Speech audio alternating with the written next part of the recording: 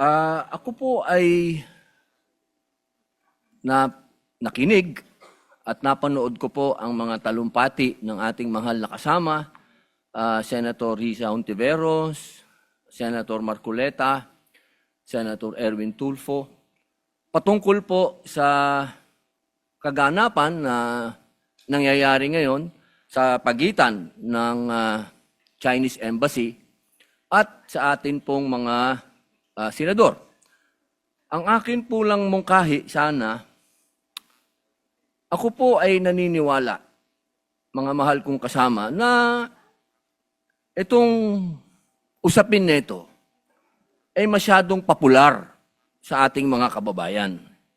At ang magsalita ka ng patungkol sa pagsasaayos ng singgalot na ito ay hindi pabor sa sino man na magsasalita ng gusto mong magkaroon ng kapayapaan. Pero sa usapin nito, ako po ay tatanggapin ko kung ano ang sasabihin ng mga tao sa akin. Kung sasabihin nilang, pro-China yan. Okay lang po. Wala pong problema. Ang akin pong gustong sabihin sa ating mga kababayan, alam niyo, ang isang bagay, pag hindi natin inayos, pag hindi tayo nagtulong-tulong na maayos, lalong-lalo na sa kapitbahay natin, kapitbansa natin, hindi po ito makatutulong sa atin. Hindi po ibig sabihin na ako'y pumapayag na pagsalitaan ng hindi maganda ang ating mga kasama ng Chinese Embassy, hindi rin naman tama yun. Pero, hindi rin naman po tama na ang isang opisyal natin sa gobyerno, na isang unipermado pa, ay gagawa ng katatawanan o karikature ng presidente ng China.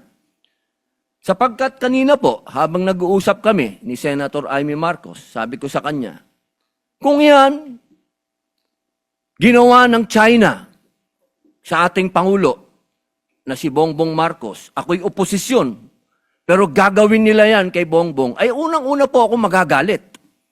Sapagkat hindi ako papayag na babawin ng kahit na sino ang Pangulo ng Pilipinas.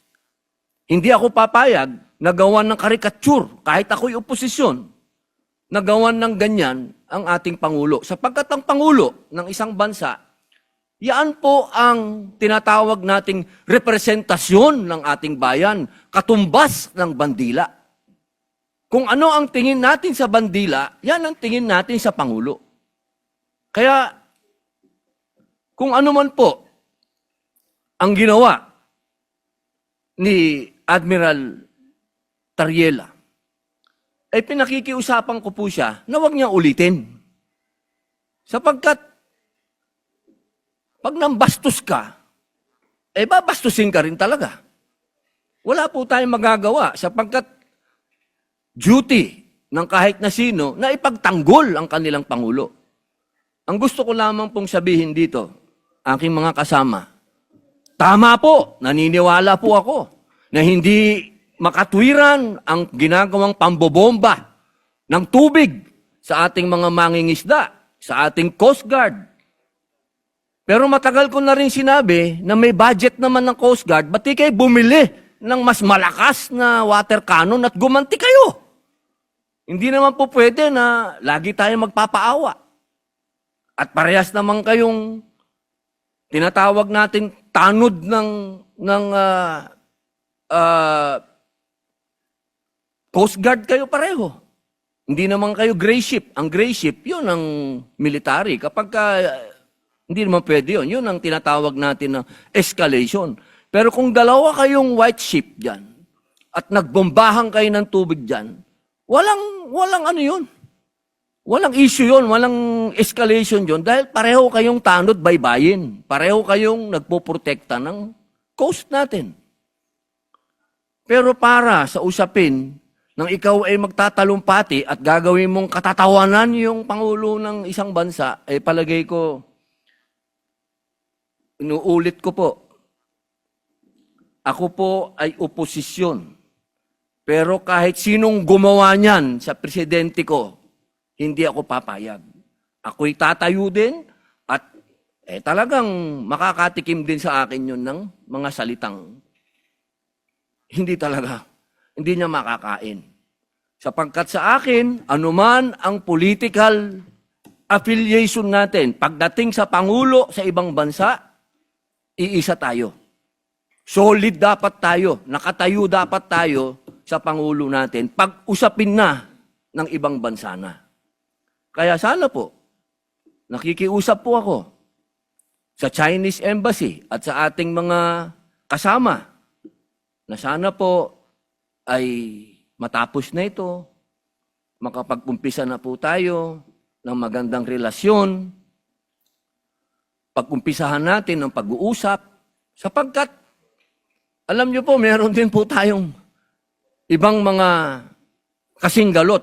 Tahimik nga lang tayo.